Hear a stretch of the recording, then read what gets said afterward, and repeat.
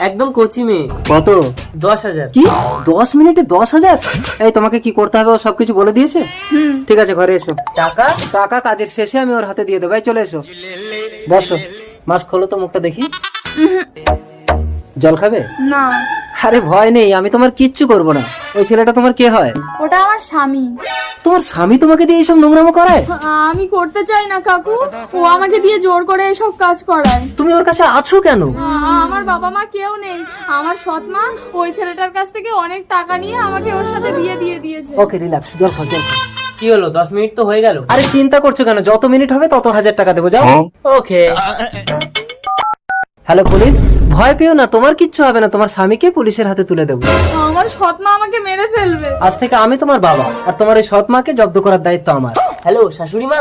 কোথায় যাবে শ্বশুর বাড়ি? সঙ্গে যাবে কে? পুলিশ মামা।